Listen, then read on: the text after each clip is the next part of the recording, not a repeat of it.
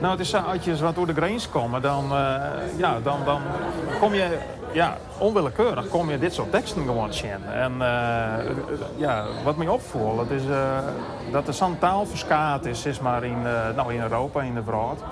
En dat is juist eigenlijk reflecteren in de teksten die op een smokepakjes zien komt. En toen? Toen dacht ik van, leuk, ik neem eens wat teksten mee. En dat is uiteindelijk uitgeroeid. En het is een hele sammeling geworden. Dan kom je in Friesland en dan zie je eigenlijk ik teksten op die pakjes staan. En dan denk je van, ik weet net. En van die komt het door. En uiteindelijk is het gewoon lekker teksten te ontwikkelen in Fries.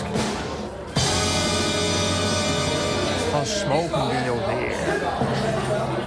Die benrochel, ja, stik maar. Maar een tuut van een jeskepan. Vreet je dokter hoe je stokje kent.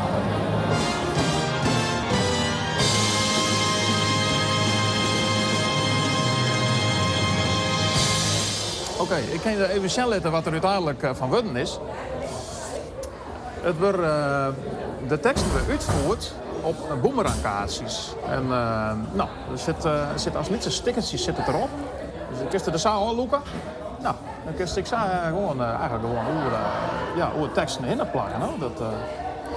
Dus dan kun je eigenlijk de sigarettenpakjes mooi wat upgraden. Verfrisk je. Ja, zo wat. Ja. Omtalen.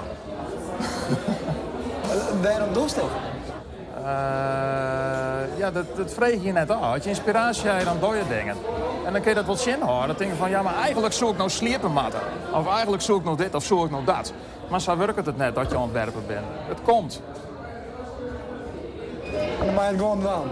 Dan mag dat ik doen, ja. Want als het op dat moment net dorst dat nooit weer. Dan ben je het kwijt. Op 22 plekken in Friesland binnen kaartenrekken, in de volslijne horeca, en ik in de sportgelegenheden, theaters, bioscopen. En hoeveel kaartjes ben je drukt? Uiteindelijk 20.000. Dus we kunnen Fries publiek maar raakstikken.